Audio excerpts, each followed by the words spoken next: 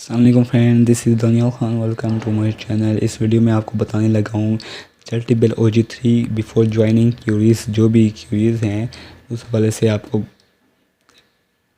उनको एड्रेस कर दूंगा। जो आपकी क्यूरीज हैं, कुछ इंपॉर्टेंट इंफॉर्मेशन है, इंस्ट्रक्शंस है, वो बताऊंगा।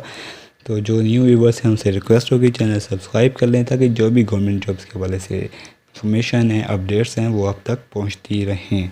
मैं दूसरी जॉब्स के हवाले से भी आपको अपडेट कर रहा हूँ, लेक्चर्स की, इसी तरह जूनियर पेट्रोल ऑफिसर की। जो भी उससे रेलेवेंट डिग्री रखता है या इरादा रखता है तो वो उन पोस्ट के लिए अप्लाई कर सकता है। सबसे पहले जो क्यूरी है वो ये है, ZTBL इज़ गवर्नमेंट सेक्टर और semi government. ZTBL government sector या सेमी गवर्नमेंट नहीं है। ZTBL क्या है? ZTBL एक पब्लिक लिमिटेड कंपनी है जिसके इंडिपेंडेंट बोर्ड ऑफ डायरेक्टर्स होते हैं। अब पब्लिक लिमिटेड कंपनी क्या होती है? पब्लिक लिमिटेड कंपनी होती है कि जिनके जो शेयर्स हैं वो जनरल पब्लिक के लिए अवेलेबल होते हैं, वो उनको बाय सेल कर सकते हैं, और जो उनके डिसीजन हैं वो उनके जो बोर्ड ऑफ डायरेक्टर्स हैं वो करते हैं। तो जो भी इनके पॉलिसीज़ होंगी इनके एम्प्लॉइज़ के हवाले से या इनके स्ट्रक्चर के हवाले से, वो इसके गवर्नमेंट डिसाइड नहीं करती, वो इनके जो वो हैं बोर्ड ऑफ डायरेक्टर वो डिसाइड करते हैं। तो ZTBL जो जॉब है वो गवर्नमेंट कंसिडर नहीं होगी, एक ऑटोनमस बॉडी है जिसकी तमाम डिसीजन बोर्ड ऑफ डायरेक्टर्स करते हैं। दूसरी क्यूरी के ओरिजिनल डॉक्यूमेंट्स अटैच होने चाहिए at the time of joining. जो आपके ओरिजिनल डॉक्यूमेंट्स हैं वो अटेस्टेड होने चाहिए ZTBL से, HEC से। जब आप ज्वाइन करने जाएंगे ZTBL में तो आपकी जो डिग्रीज़ हैं वो लाजमी अटैच होनी चाहिए HEC से।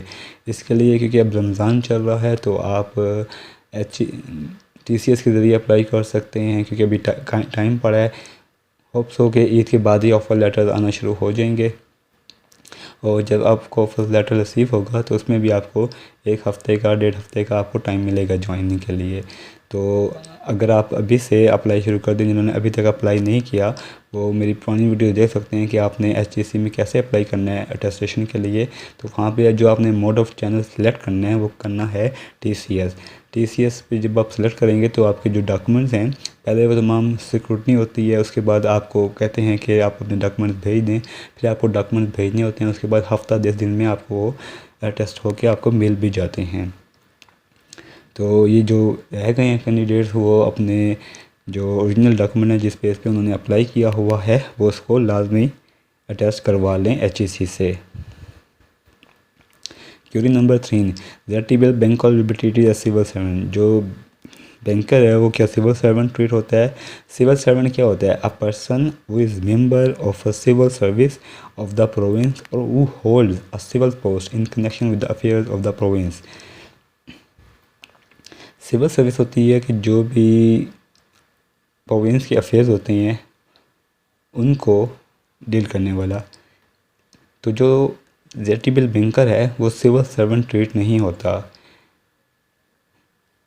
सिविल सर्वेंट के जो सिविल सर्विस की जो रूल्स अप्लाई होते हैं जिन पे वो होते हैं, सिविल सर्वेंट एक्ट अप्लाई होता है सिविल सर्वेंट्स वालों पे। सिविल सर्वेंट एक्ट 1974 है जो इन सर्वेंट्स पर अप्लाई होता है, जबकि ZTBL बैंकर्स पे ऐसा सच कोई रूल अप्लाई नहीं होता, कोई एक्ट अप्लाई नहीं होता। इन पर सिविल सर्वेंट्स वाला जो एक्ट है वो एप्लीकेबल नहीं होता। तो जो ZTBL बैंकर्स हैं वो सिविल सर्वेंट्स ट्रीट नहीं होते। एक मिसअंडरस्टैंडिंग है या कह लें एक जो रिमोर्स बनी हुई है कि जो OG3 है वो इक्विवेलेंट होता है BPS 16 के। OG क्या है? Officer grade. बैंक में जो होते हैं वो ऑफिसर्स ग्रेड होते हैं, officer grade 3, officer grade 2, officer grade 1, उसके बाद सीनियर पोस्ट शुरू हो जाती है।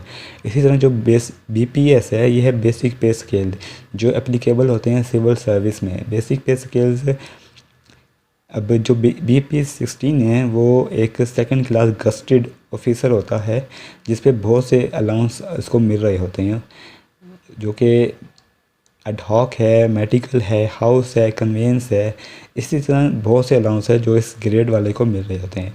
लेकिन ZTBL OG3 को एज सच कोई अलाउंस नहीं मिल रहे होते। तो जो ZTBL OG3 है वो इक्विवेलेंट नहीं है BPS 16 के। BPS 16 सिविल जो BPS है, बेसिक पे स्केल्स हैं, ये पे स्ट्रक्चर एप्लीकेबल होता है सिविल सर्विस में, जबकि जो बैंक्स में पे जो स्ट्रक्चर है वो ऑफिसर ग्रेड है। तो ये इक्विवेलेंट नहीं होता, इन दोनों के अलग अलग जो स्ट्रक्चर्स हैं वो अलग अलग हैं। कोई भी OJ3 हम ये नहीं कह सकते कि वो इक्वल है BPS 16 के। इसी तरह सैलरी और अलाउंस क्या है, जो सैलरी है वो अपनी बहुत सी वीडियो में आपको बता चुका हूँ। जो सैलरी होगी वो 40 से 50 हज़ार के दरमियान होगी, जबकि 5,000 कन्वेंस अलाउंस डिडक्शन होगी। जो भी अगर किसी को MCO अपॉइंट किया जाता है तो उसका 5,000 डिडक्ट किया जाएगा as a conveyance allowance. Annual increment जो भी होता है, जैसे जो सिविल सर्विस में होते हैं, गवर्नमेंट जॉब में होते हैं, उनको जो भी बजट होता है तो वो बजट में डिसाइड कर दिया जाता है कि 70%, 20% या 25% इनका एनुअल इंक्रीमेंट लग रहा है।